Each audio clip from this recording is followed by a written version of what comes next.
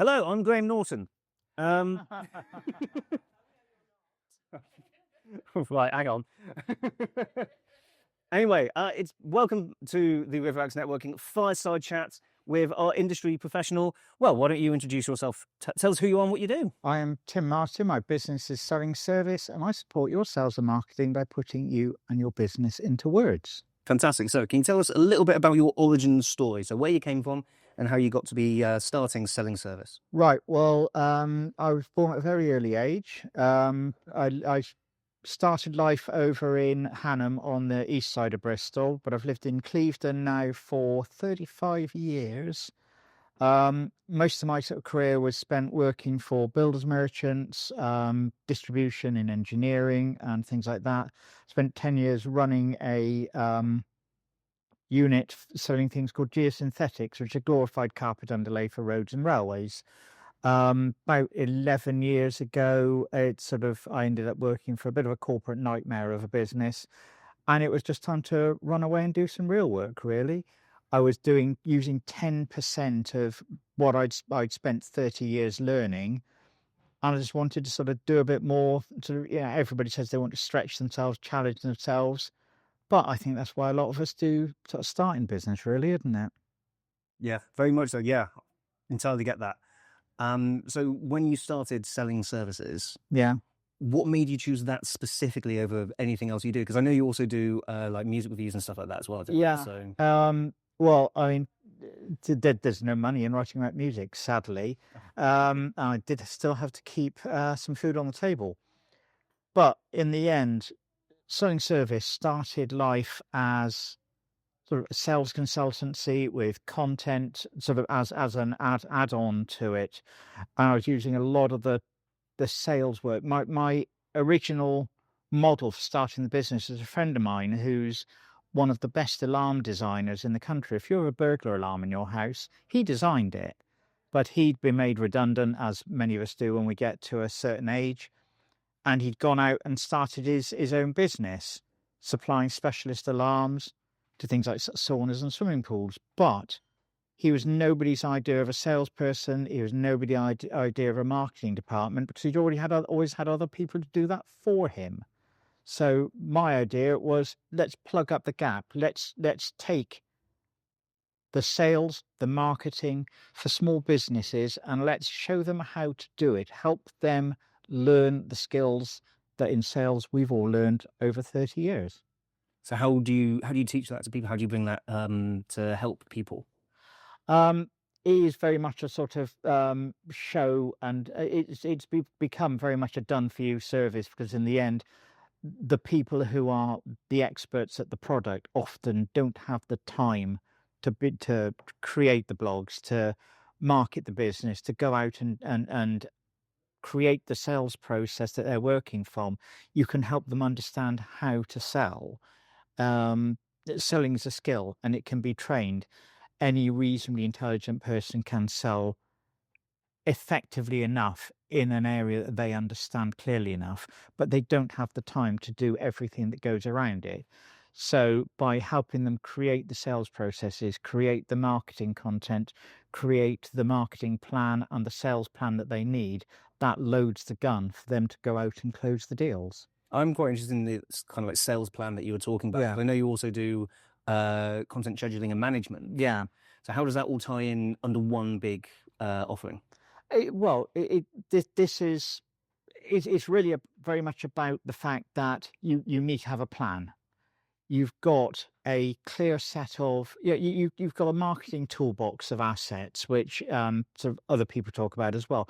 And it's words, it's video, it's graphics, it's branding, it's photography, it's all aspects of what create what you get out and sell to people. And if you haven't got a coherent strategy, a coherent plan for it, then it's just lots of little really nice things dotted around the periphery of your business, but they never get to the core of what your business is. You know, when somebody comes up to you, says, "What do you do and how do you do it?" You can show them lots of little bits, but you haven't got anything that shows them exactly what it is that you do, how you do it, and why they should deal with you. Yeah, it's entirely about the presentation of the thing. You could have the best service, you could have the best product on the planet.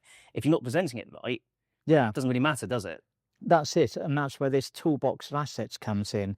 You've got to have the words, you've got to have the videos, you've got to have the photos, the graphics, and it's all got to line up Mm.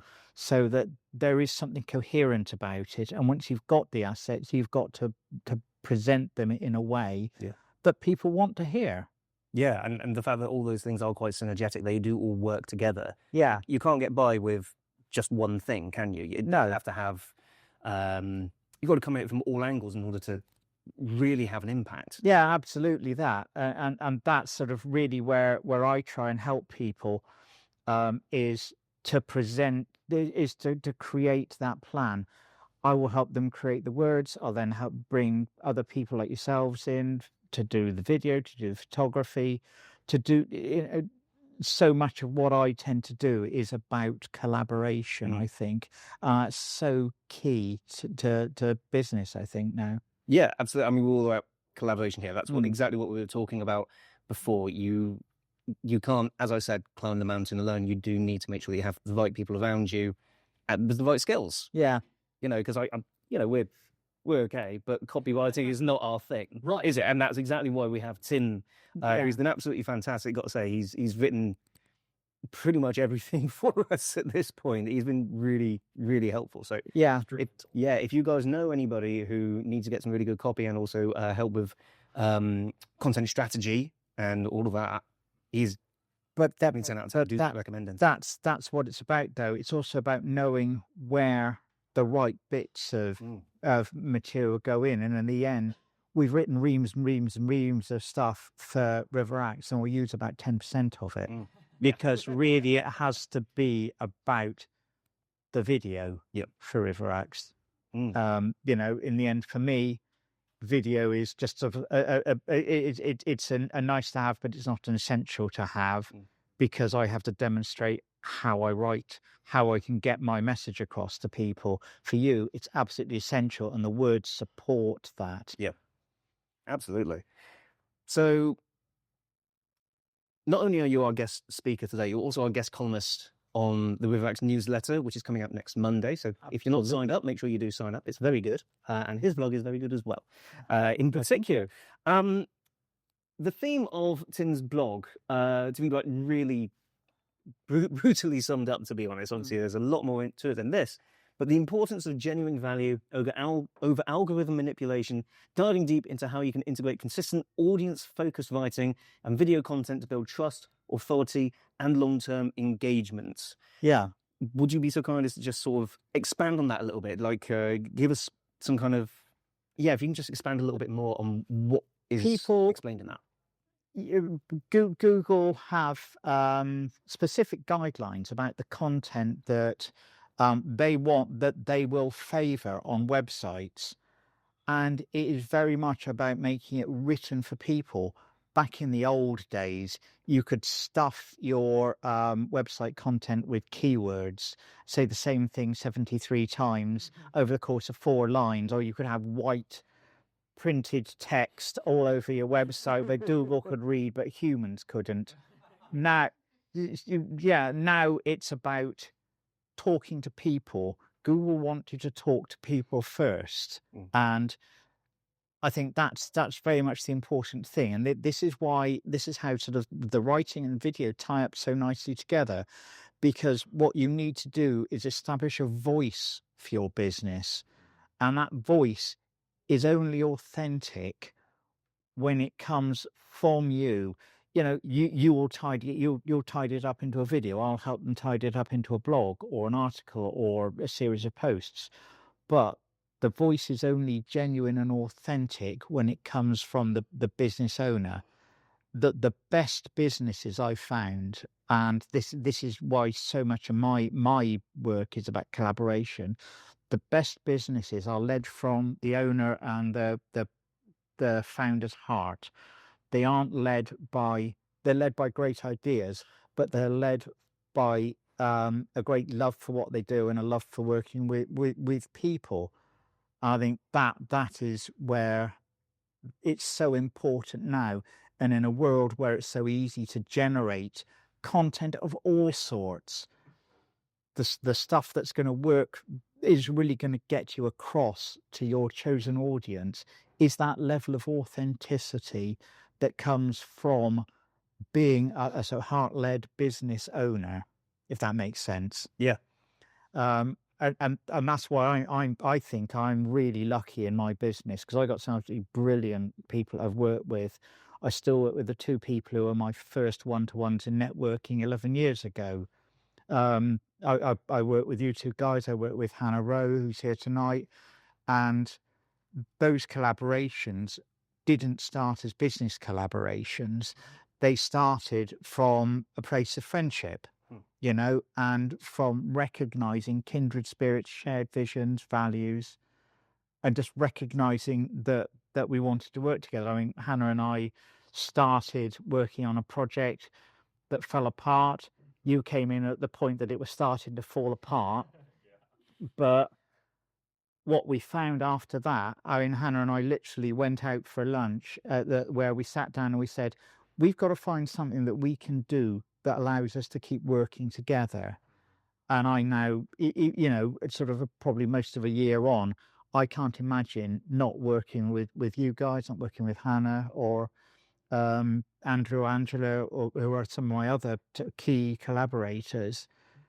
Because and these same people are also, say, some of my most important friends now as well, which is absolutely brilliant. And it's how I've always wanted to run my business. And I think that's why the way you're running the networking and putting collaboration at the heart of it is so important. Well, we absolutely love working with you. You've got to say, absolutely fantastic. You know, our meetings with Tim often go on for hours and hours. Sure enough, we managed to get a whole 30 minutes of business talk in that. Absolutely. So we're getting better. That's up from 20. But yeah, that is absolutely fantastic. And those, yeah, 100%. I agree with you on that. I think this kind of like ties in straight into the next bit, which is where I was just going to say, can you give one piece of actionable advice that people here can take away today to use today to help them?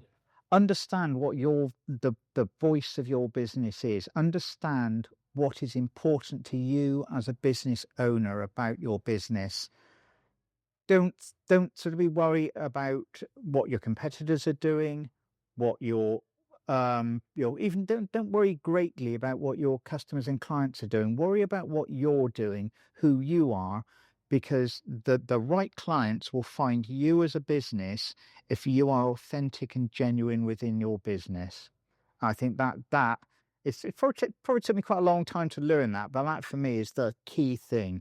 And that will come out in your content, whether you're writing it yourself, whether you're employing Sandra and Ryan or me or a photographer or whoever, but it will come out in your work that you believe in your business and you believe in yourself. And I think that's the key lesson for me.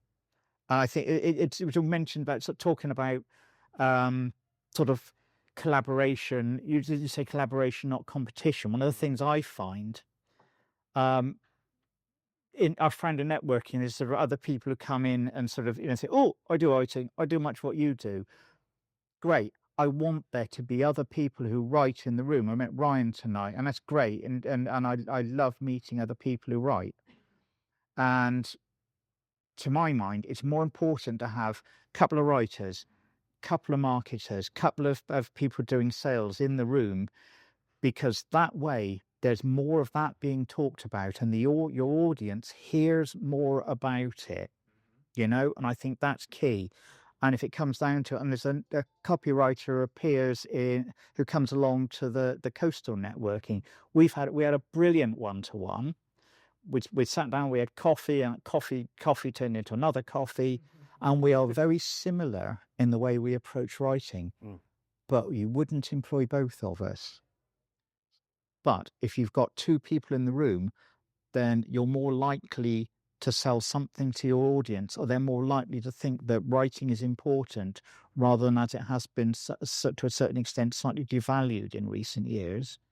Same applies to photography, to video, to graphic design has really suffered from being devalued.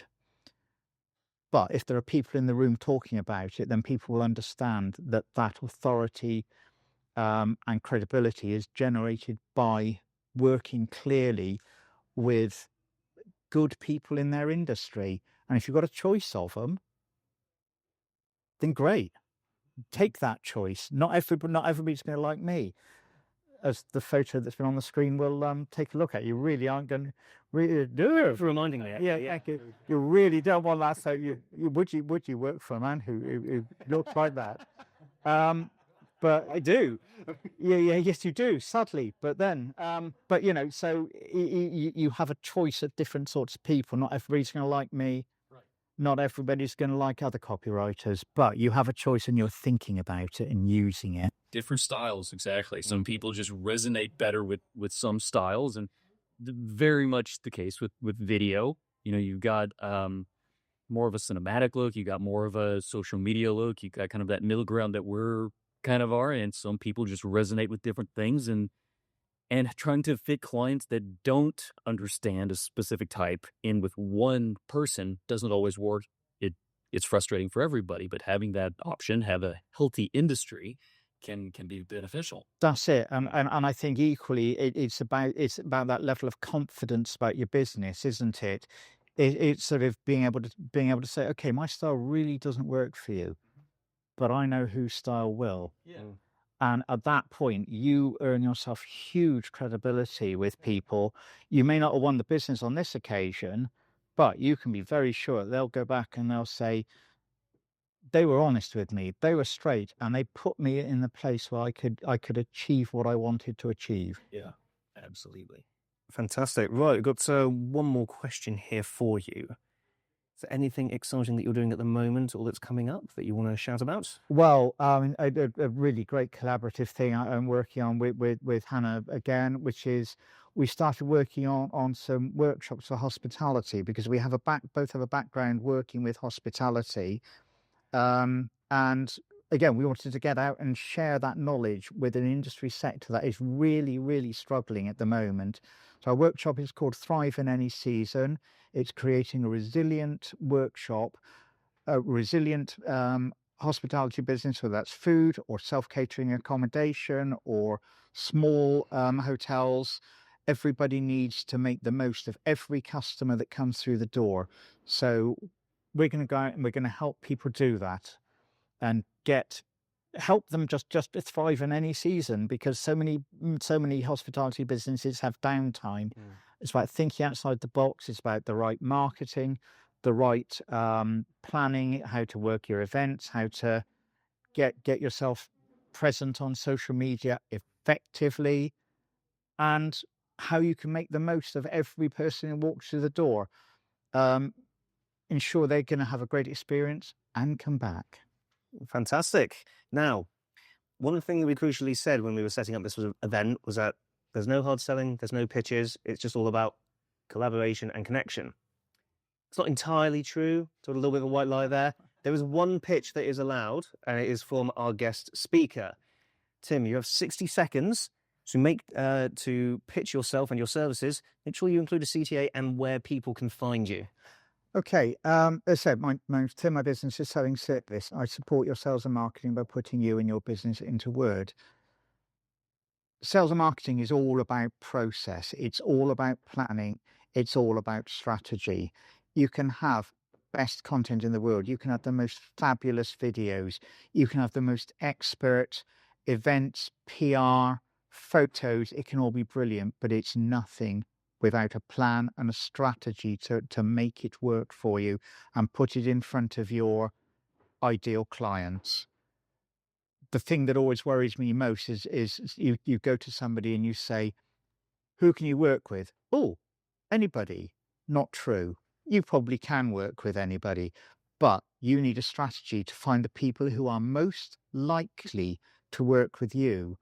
And that goes back to what we were just saying about authenticity and credibility. They're most likely to work with you because you're who you are, and they're most likely to work with you because of the skills, the expertise that you bring to that marketplace. And it's important to have a clear idea of who your customer is, who your ideal customer is, and building a plan and a strategy around your sales, around your marketing, and then filling it in with great content, with great networking, with everything else that goes up to make a business, works for you, and it makes it good fun to get out and run your business, because you can have confidence in the fact that you've got the best offer and the best business you could possibly get, and you can go out to network effectively and talk to clients effectively. And that's what I hope to help you with. Thank you very much. Thank you. Round of applause for Tim. Thank you. Thank you. You did miss saying where people can find you. I mean, we will obviously put this out afterwards. There are a few of my business cards around on the table. You can find me on LinkedIn. I'm the bloke sort of staring out, looking a little bit sort of perplexed as I am on that photo. Find me on LinkedIn. Pick it on your business cards. Find me on email, and yeah, always happy to chat about any aspect of business, or mostly not about business. Dogs. I like to talk about dogs. Fantastic. Right. Okay. So now we're open up to the Q&A section of the chat here. That's what I had to say, but nobody's asked any questions. You are welcome to just put your hand up and ask as well. So whilst I'm getting this to load, because for some reason it's taking a little while, if anybody does have a question, please do raise your hand. Yeah, right? Yeah, go ahead. Right. So, Tim, you earlier said that it's important to be authentic. So, what would you say to a client who is really just all focused on chasing the competition? I would say that the biggest competitor you have is yourself. First thing you need to do is get out of your own way. And this is why we need to help you understand who your voice is, who you are as a business owner, help you create that voice, create that understanding and that credibility, because people who are worried about the competition usually lack an element of self-confidence about themselves or their offer. So let us find what's great about your offer. Let's find out what's great about you and your business and your expertise, and the competition will melt away. You have a hero in the sales and marketing world? Not particularly. You, of course, Richard. But not particularly. I think selling has changed so much over the last 20 years that the way I was taught to sell does not apply anymore. And I think in the end, I would have said people like Gary Vaynerchuk and people like that, whose videos you love and they're hysterically funny, it's just not relevant anymore. So I think I would rather not have a hero anymore than I'd have a competitor in this, because I want to understand how to do things now and today. If I've got a business here, it's probably my dad, because he ran 2 or 3 businesses over the course of 50 years in business. And even right up to when he was still working in his 80s, he was looking forward. He was never looking backwards. That's cool. That's good piece of advice on that. Yeah. Ryan, if you just hit escape on my laptop, the other tab that is open is the Q&A thing. So just on the left there. So it's hang on. I just suddenly realised that I've got the mouse. Just realised that was in front of me here. So just in case anybody has... okay, so we have got a couple of questions. Turns out it wasn't on my phone, so apologies for that. So, a couple of questions for you. Can you come up with packages for very small companies, and are there different tiers of offer? So it's more about your actual services that you are... Yeah. the services that you are selling. Yeah. I mean, basically, every business is individual. Every project I do is individual, and it is tailored to very small companies. Most of the companies I work for are single person businesses. I work for some larger ones as well, but for me, I like to work with individual business owners because they have that heart-centered, heart-led aspect to their business.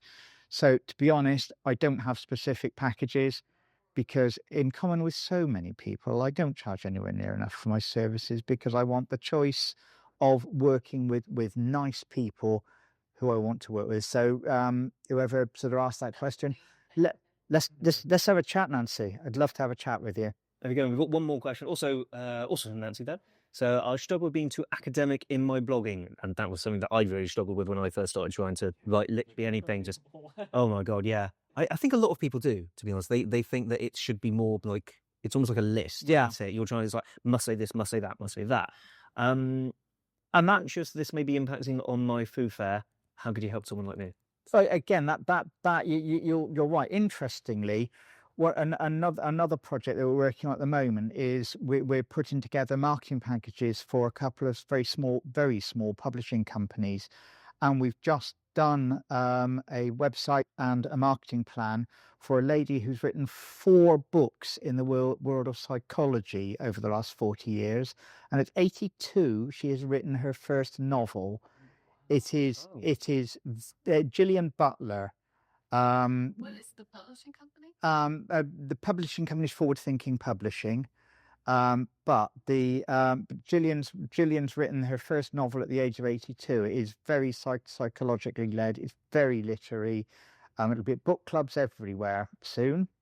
But she tried to write her own sales copy, and it came out sounding like psychoanalysis. So in the end, this is where I would work. We worked with her to almost scale it back, help her soften it. In the end, this is something where you can soften the writing, and it's the sort of thing where I didn't rewrite it, didn't write new. I took what she'd done and I'd helped her edit it, helped her understand what a call to action was, how had we peppered information that let people into understanding about her rather than learning about the book, because her story is so good. Yeah. I'm sorry because I'm very old and I also have terminal brain fog due to ME. I can't even remember the name of her book. I will look it up and I will tell you because I bet you'd like it. Is her name Gillian Butler? Gillian Butler. She's on Amazon. Okay. So that actually springboard a question for me. Actually, so I'll raise my hand. Talking about that authentic voice. Yeah. Right. For somebody who's getting started and trying to figure out, how do I even figure out what my authentic voice is? Do you have any advice for someone who's trying to figure out what that means to them? Don't overthink it. Basically, what fills you with joy about your business? What makes you leap out of bed in the morning that didn't make you leap out of bed when you worked at Tesco or Travis Perkins like me or whatever? I mean, I mean, what fills me is the people I work with, the fact that I've got really interesting and exciting clients. I mean, frankly, I write for about some very dry subjects at the moment, but the people are interesting. And once you dig into a subject, any subject is interesting when you dig into it far enough. Ryan and I were having this conversation right before. But I think it's really about not overthinking it, which I think sort of slightly leads on from Nancy's question. And some of the things that we did for Gillian is because if you can think too deeply into a subject, you can skate across the surface of it a little bit, and that will help you sort of understand who you are, because this is a journey to help you understand yourself as much as it is about how you can communicate to your customers. Fantastic. Psychoanalysis again. Brilliant. Fantastic. Well, thank you very much, Tim. Thank you. Thank you.